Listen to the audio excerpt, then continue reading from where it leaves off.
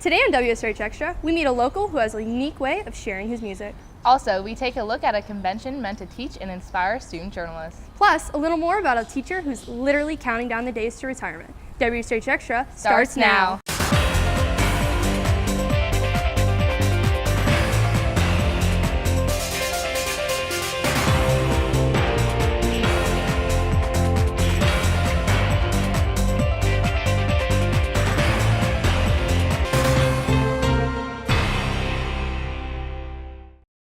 Welcome to this episode of WSRH Extra. I'm Megan Froelich. And I'm Carly Swanson. While shopping for groceries, you would normally expect to hear music playing.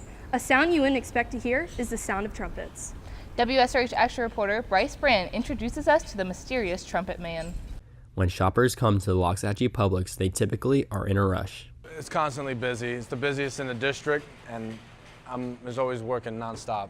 However, almost every day, customers are able to grab their groceries while listening to the sound of trumpets. I heard the trumpets before I even started working here. I just come in one day to get a sub or something, and I thought, I was like, who?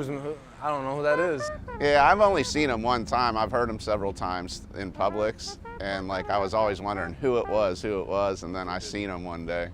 The tunes people hear are coming from Paul, the local trumpet man. But the thing is, he doesn't play a single instrument.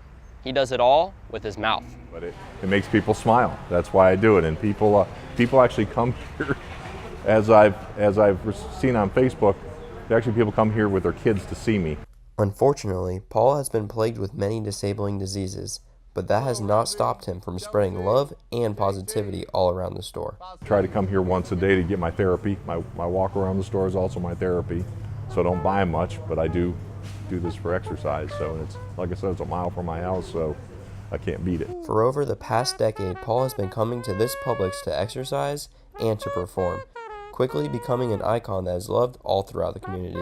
You know, I know it's Paul, so I actually get happy. I start looking for him so I can say hi to him, because I know he's in here. It's just fun for the kids, it's fun for the adults, and it helps lift me up too, immeasurably. So it does actually a lot more for me, I think, sometimes than it does for them. Paul serves as a staple here in Waxahachie, and he continues to amaze and make those around him smile every day.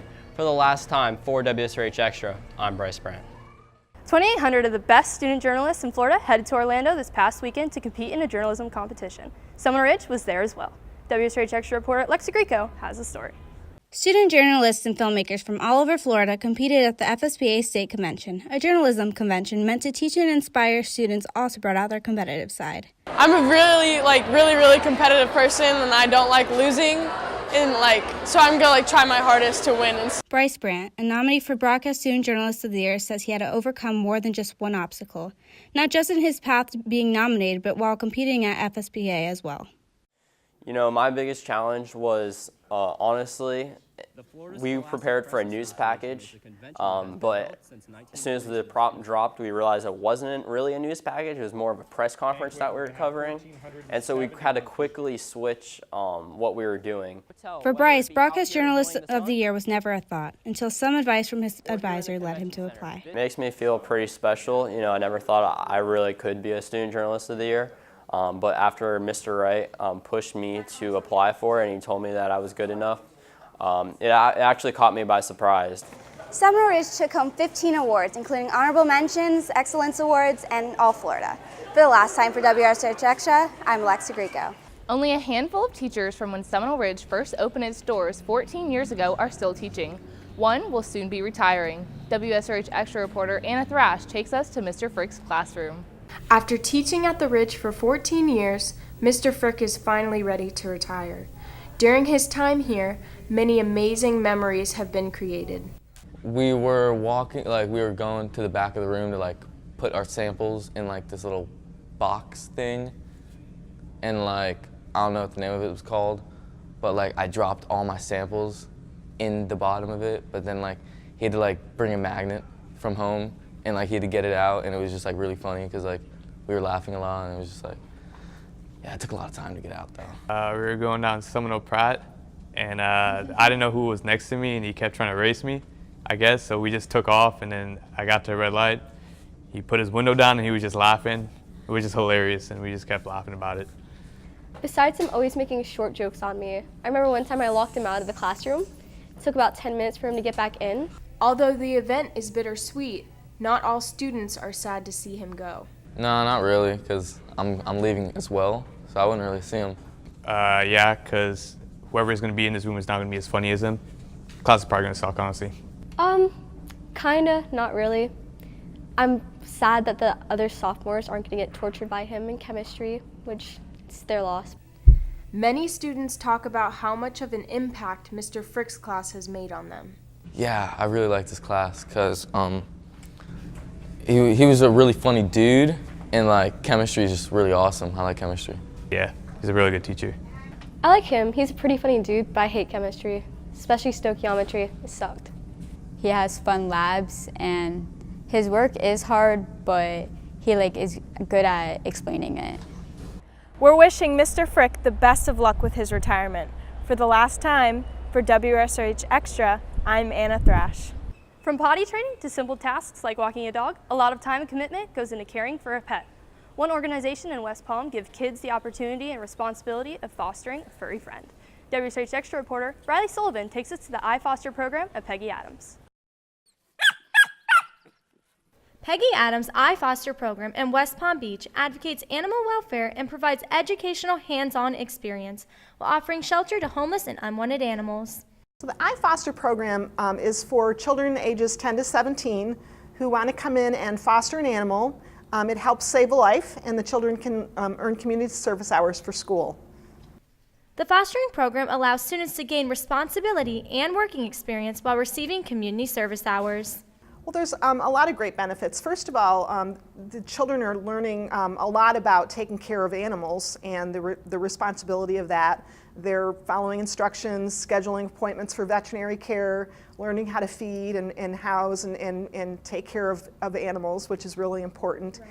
And it's educational. They're weighing them, charting temperature and weight, and a lot of good stuff. And the most positive part of it is that they're saving those animals' lives. Right. Heidi's dedication to helping others didn't begin at Peggy Adams. From working with humans to animals, she has finally found her place in the program. She has moved up to the ranks to be the assistant director. You know, I came from nonprofit healthcare for humans, and I was looking for something interesting to do and looking for a new career. And at that time, there was a position open here, and I took it, and I've worked my way up through the ranks, and I'm now the assistant director here. The iFoster program allows youth volunteers to take on a foster animal, teaching responsibility and saving a life. For WSRH Extra, I'm Riley Sullivan. With some of the biggest movies of the year in theaters now, spoilers have been a big topic of debate. WSRH Extra reporter Caitlin Simpson answers the question of how long you should wait to talk about new movies.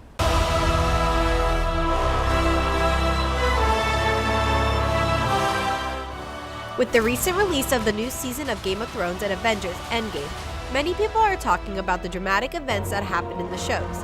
And with these discussions, sometimes come spoilers. When is it okay to openly discuss about spoilers? I enjoy when I'm watching a movie, going in with clear eyes and a clear mind. Although most people are not a fan of spoilers, they tend to credit people's reasoning for spoiling new entertainment on the thrill. Just to mess with people, they just want to get a good adrenaline rush or just mess with someone. A spoiler is when someone reveals important information or endings to a movie, book, or TV show, which ruins it for someone who has not seen it yet.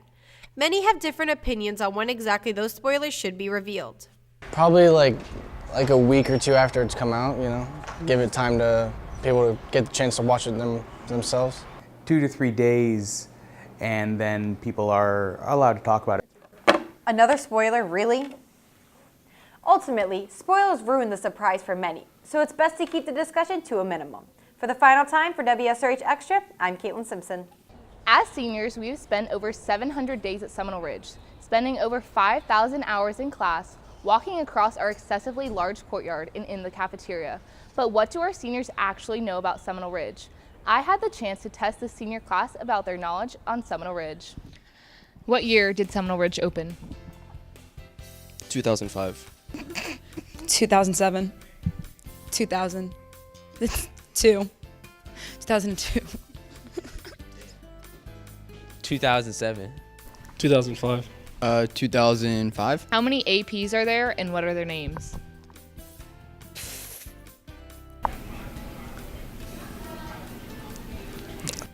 their names, bro. All right, we got 3. 7. I have no idea. I don't know any of the APs. How many students are enrolled at Seminole Ridge? 2,000 something. Isn't that like 2,500? Like 1,000.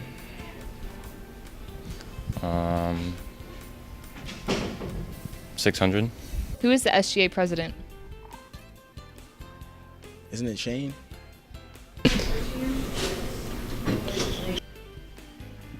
Nico Peroni. Isn't our like SGA president Olivia Campbell? How many academies are at Seminole Ridge? 4.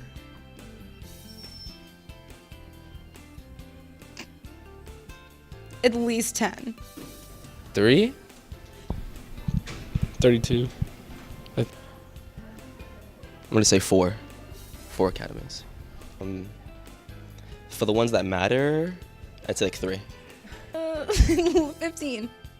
27. 5. 10. What's our rival school? Royal Palm. Wellington. Royal Palm. Royal Palm. Wellington. No, Royal Palm. At least Seminole Ridge trivia is not a graduation requirement. These seniors will still be flipping their tassels May 17th at the South Florida Fairgrounds. Reporting for the last time, I'm Megan Froelich. Coming up in WSRH Sports, we take an inside look at the many improvements being made to our football team as we head into the spring season. Also, we determine whether the popularity of flag football is starting to fumble. For those stories and more, we go to WSRH Extra Sports anchor Kayla Wright. Hey, Kayla.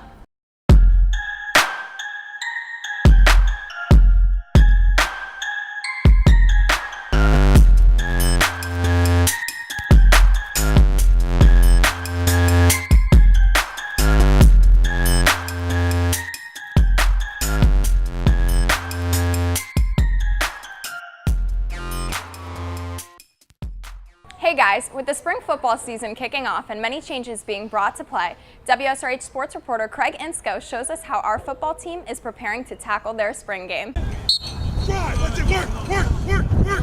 With the upcoming football season just weeks ahead, the Seminole Ridge head coach has his plan to unite the football team as a whole. Putting that group together, meeting, having a common goal is what we want to accomplish, knowing that the kids are our that's the important thing for us is developing young men. We asked a returning varsity football player the importance of the spring season and how it is one of the tools to ensure the maintenance of a great fall. It helps us perfect our craft and help everyone get better at what they do. Coach Casco believes that relationships and leading by example both play a role in team bonding. And as I talk to all my team, is relationships are what I believe life is about. And as a coaching staff, it starts there.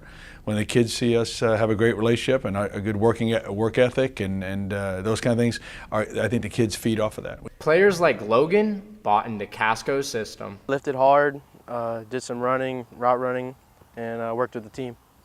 The harder you work, the better things are going to happen. If you didn't work hard, you'll fall short. But if you work as hard as you can, and then you add things like no regrets, that you gave it your best. With the spring season in full effect, we're excited to see what Coach Casco and the Seminole Ridge football team can do this year. Signing off for one last time, for WSRH Extra, I'm Craig Insco. Well, that's it for WSRH Sports. For the last time, I'm Kayla Wright. Thanks, Kayla. This week, our seniors told their last stories. We thank them for all their hard work and dedication. They've truly made this academy a better place. Well, that's it for this episode of WSRH Extra. We leave you one final time as we go behind the scenes of this week's show. For the last time, I'm Carly Swanson. If you have any story ideas, please tweet us at SeminoleRidgeTV. Signing off for the last time, I'm Megan Froelich.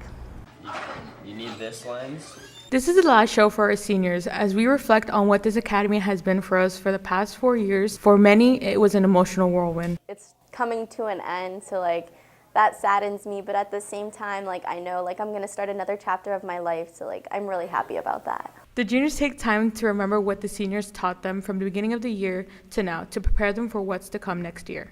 They taught me so much. There were so many different things that I never knew before. How to tell a good story, how to find a good story, and just how to shoot and write it to the best of my ability. The academy itself has allowed for the opportunity of gaining valuable skills to help in the future while maturing along the way. It allowed me to gain like time management skills, and it allowed me to work under pressure when you're trying to meet a deadline, and you know, it's made me grow up a little. With the show coming to an end, some seniors seem to have added fire, striving to create the best package they possibly can for the final farewell. I feel like the seniors have like an extra fire because they want to make this show the best one they've done. They want to leave on a positive, on a high note, instead of just some bad package. For the past 4 years, hard work and determination has been focused into this academy. For news and film, the seniors are saying goodbye. We wish the juniors a good luck. For the last time for WSRH Extra, I'm Jennifer Felix Swan.